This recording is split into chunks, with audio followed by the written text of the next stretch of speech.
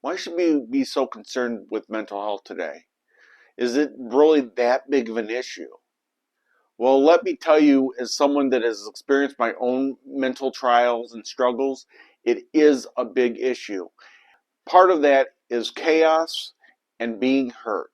Not only can it cause mental problems, but mental problems can also result in procrastination, doubt, avoid taking risks, scared to try something new, the ability to trust.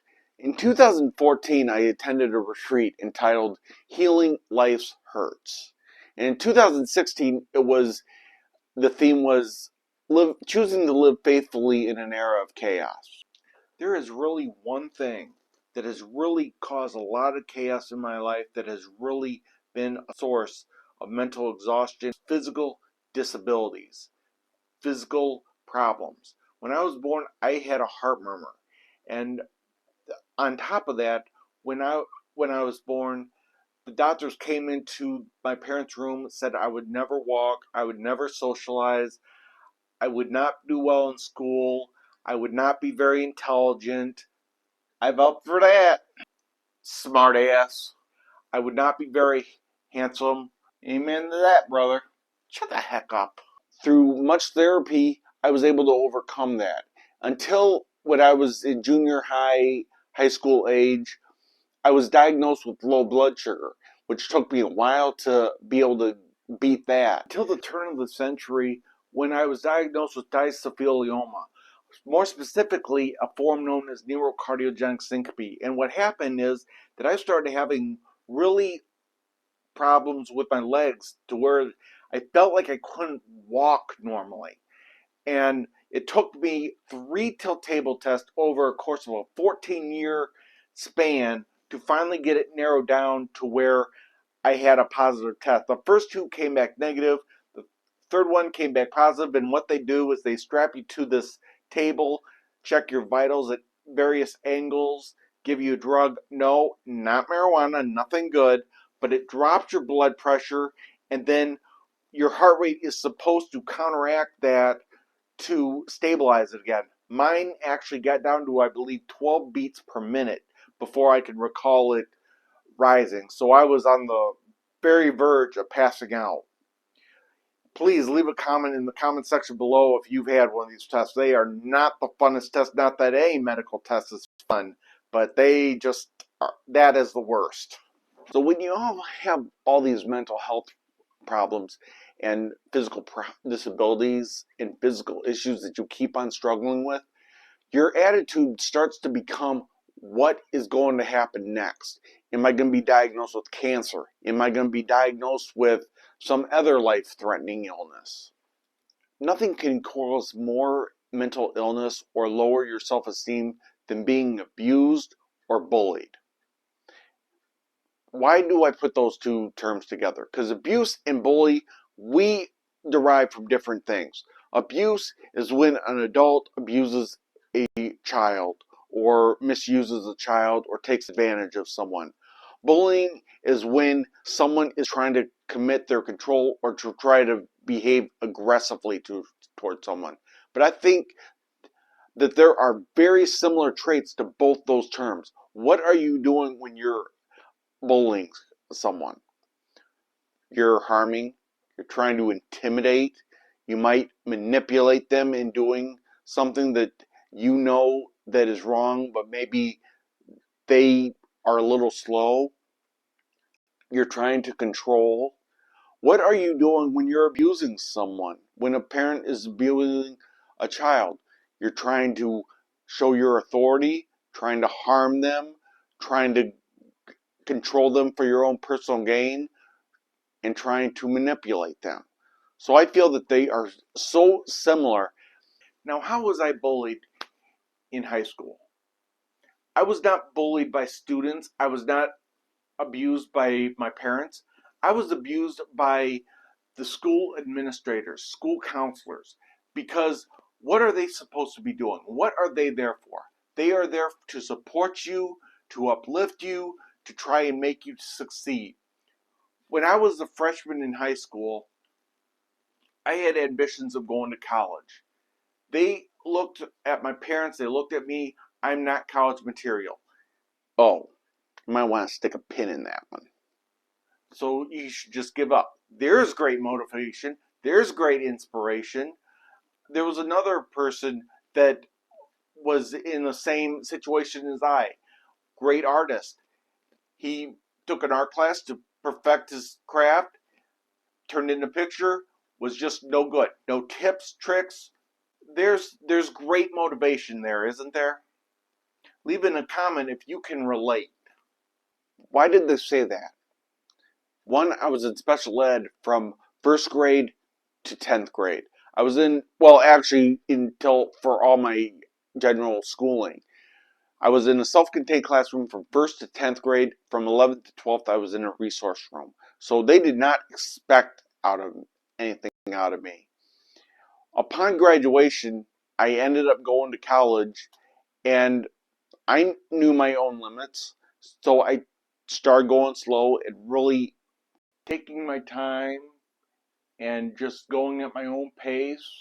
I was able to graduate with 2 associate degrees, mechanical design technology and manufacturing technology, 2 associates, and a bachelor's in mechanical engineering technology degree. And surprisingly, I got more help, more support, and more friendships and the best time of my life during my college years. How many people have heard this? It's better to get knocked down and get back up than never to have tried. Graduation, I put hundreds of applications, hundreds of resumes. I got a good majority of interviews, like 2 callbacks, but I didn't get the job that I was hoping for, the pay that I thought I was well deserved of, and the stuff that I have overcome. I've had jobs to where they lie and say that I'm a liar, that I never told them anything about my problems, my physical disabilities, and they use that to get me out the door. I've had jobs that I fill out the right paperwork, I filled in, they say it's accepted and that you're ready to go. You start on Monday, and then after 2 months, I get sick, and then they call me into their office saying that, well, we need to put a hold because your paperwork is not good enough, and we're going to put you on short-term disability so you can figure this stuff out. Just so that they can stall these 26 weeks away and then finally get me back to work with all the stress and all the anxiety that they put me through, that they didn't get me back to work fast enough because I was doing everything wrong just so that they could get rid of me. When you get knocked down, and especially with young people, one thing that I know with young people and that I am very passionate about with young people is that, you know what?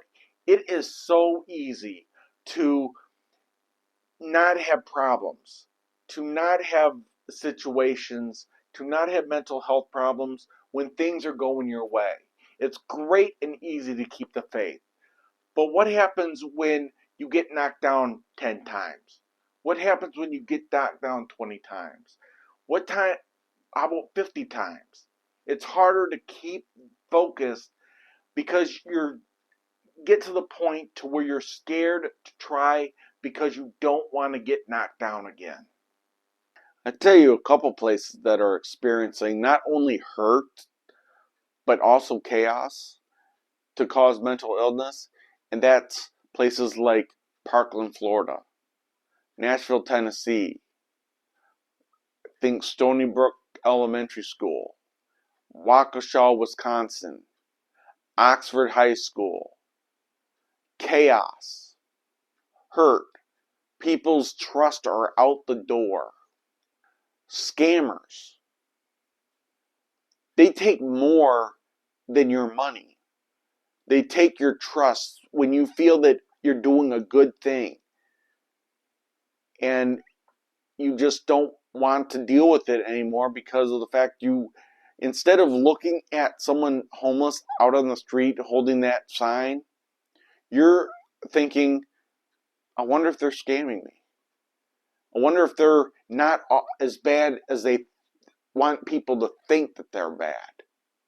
So your trust goes out the door. It's like, I'm not going to give you any money because I was hurt one time. Then I took a chance. I was hurt 2 times. All right, no more. Religion. I don't think there's one bigger cause why we have so much people that are hurting, disheartened, have mental anxiety, mental problems than the Bible. Whoa. You just said last time that religion and faith are a paramount to a solution to mental health. Now you're saying it's a cause. So which is it? Yes, that's true. I did say that last time. Because people misquote, they misinterpret, and they misuse. You see it in courts. You see it when people are trying to manipulate and abuse.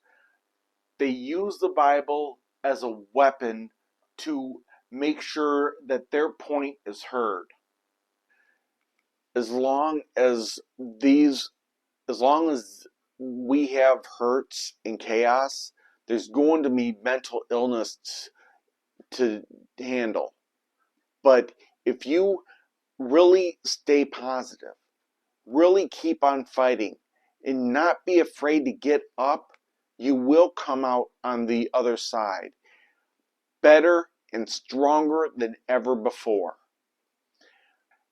I want to share with you on how I'm able to do that, how I'm able to put my physical disabilities aside.